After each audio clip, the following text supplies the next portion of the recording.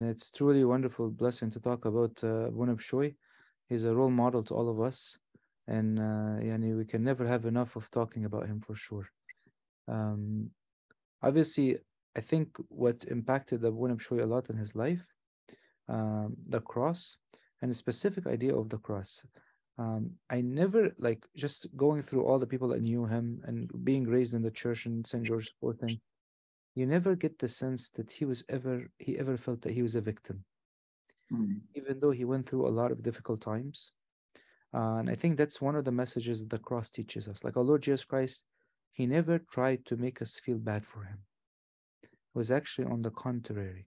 He was always like talking. He said, I have desired this day.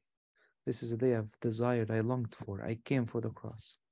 And I think that's important. Like the mentality of feeling a victim and feeling that I am treated unjustly somehow throughout my childhood or my service, whatever it is, make us never ever appreciate the fact that God is using us, and make us never really appreciate all the people around us.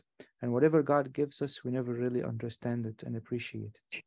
And also, when people have that victimized mentality, every time they see anything in their life, they think it's a cross, and they feel like, and they start feeling bad for themselves and having self pity, and they start kind of, like overburdening themselves, even though the best kind of people, they always say, the best kind of giver is the one who gives without knowing, and the best kind of person who offers love is the one who offers love without knowing that he's offering love. That's like the mindset that we should have. فMunib Shoy there's a lot of wonderful things about him. So one of the very well-known stories is that right after he built the church, he went to the board and he asked them, there's a small house next to the church that he wanted to buy. Obviously, in that time, you always, if there's any property next to the church, you want to buy it, so you don't have other people coming and buying the buildings and giving you a hard time. And the board actually were very tough with him, and they told him like, you're here to, you're, it's just for your own glory, and they were very very disrespectful to him. And the Sunni Angel said when he got home, he was thanking God, truly thankful, thanking God, and told God, thank you for you have afflicted me that I may know your words, just like what Psalm 119 said.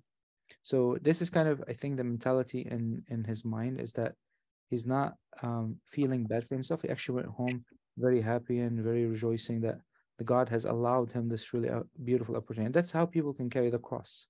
If they don't feel they're a victim, if they don't deny themselves, they really can't carry the cross.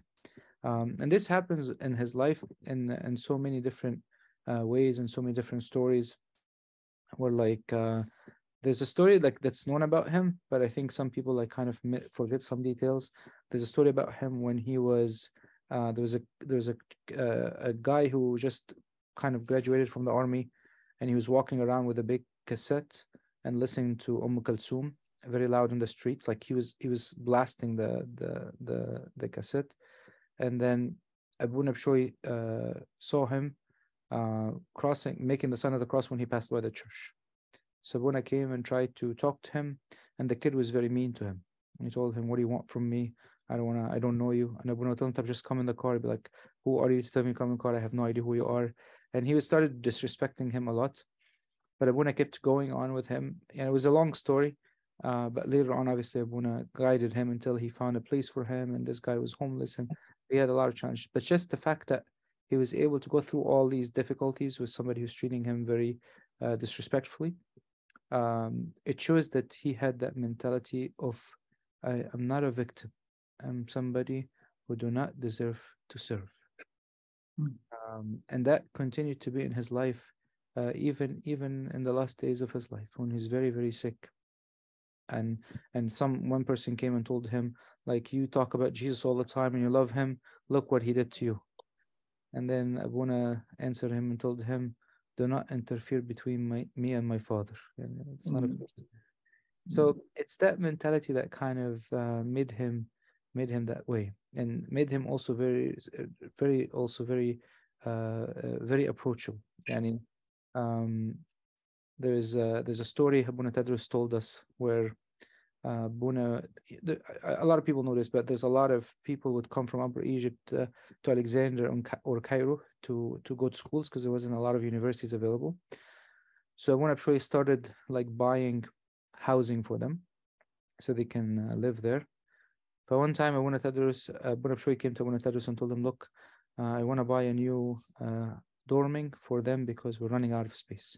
And I found a building in the street and I'm thinking about buying them." فوانا تدرس قال له this area is really bad.